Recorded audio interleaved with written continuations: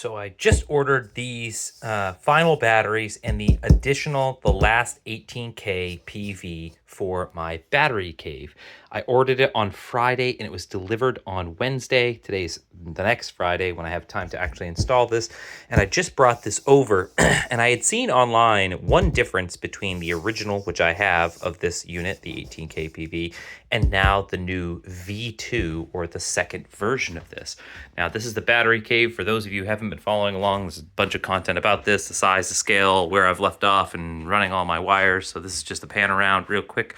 It's about to have 12 batteries and 4 of these 18K PVs. Now, the first three, these three, were all sent at the same time.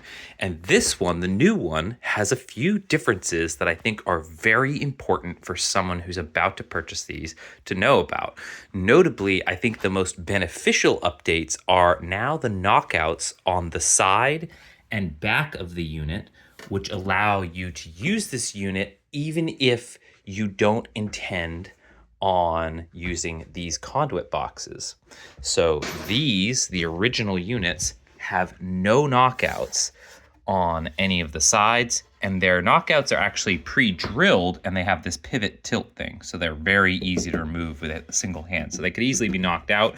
So they're actually less sealed if you didn't open them up. So there's a little bit of draft through there, but you'll notice the hardware have these Allen keys that mount them to this conduit box or raceway.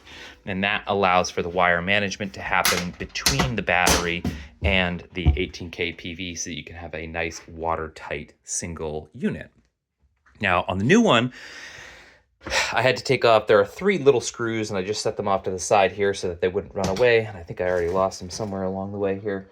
But there are 3 screws, one here, and one here that has a metal standoff that holds this plate in. So this keeps you from lighting yourself on fire with electricity.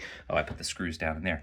So this is just a nice little spark shield to keep you safe. Not a requirement, but obviously it's there just in case you do open this door. The door does a good enough job for that. They do give you a little bit of a sticker in the inside, which I don't believe is in the originals. You'll notice there's no sticker here showcasing the torque specs and the battery connectivity and cable sizing and amperage that those run to. Now, these knockouts, you'll notice, are traditional like you would find on a regular junction box, like these metallic junction boxes here that have those more sealed versions of knockouts. And you can see here you have all of the ones along the back and the side. The one problem that I have with this new unit is it comes with the hardware that allows you to mount it down, but the hardware itself has no holes to mount through. And now I have to somehow, which I manually lift these things up. So this is not an easy task to lift it up there. So I left the door locked, lifted it up, set it on there, mounted the wall piece, and then I went to open it to put the screws in that hold it to this unit so that the bottom doesn't have any flex like it does right now. And it doesn't have holes punched through it. So typically on these conduit boxes, here's one over here that doesn't have something on top of it. You can see that threaded hole there. There are 4 of them on this unit, which allow these to screw down onto it. Now, because this doesn't have these holes pre-drilled into it, I'm going to have to somehow mark with a marker from the underside up in there and line it up to where I hope it's the right spot, and then drill manually the holes for this bottom plate. So that's a huge bummer about this new unit. I do love the knockouts. I do love the safety guard there, although now they don't all look the same, so that's a little sad, but it's not a big deal. But the biggest bummer about this is that these screws don't have anywhere to go. So they left out some mounting points for it to attach to the conduit boxes that are designed for them.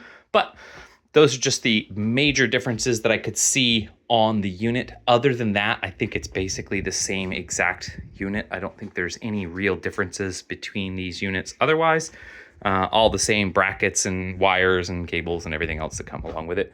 So just be mindful that if you are receiving one of these, and you intend on putting it onto a conduit box, you're going to want to lay it on its back before you lift it up onto the box to drill out those holes, because you could be in the situation that I'm in, which is not cool, basically. So I'll have to figure that one out, and then I'll come back. I'll probably make a stencil from this one just so that the holes will be in the right spots effectively, and then I'll stencil it over here. But it's a little extra work that I didn't really want to have to do on this.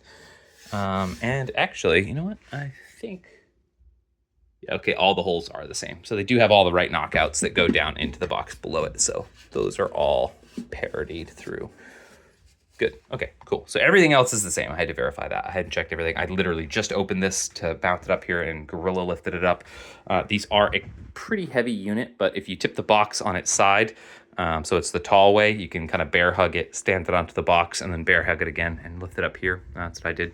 But again, before you do that, if you are doing it on these conduit boxes, you'll want to mark out and drill out those holes for the conduit box connection point. So for anyone who's a DIYer like myself, you've been warned.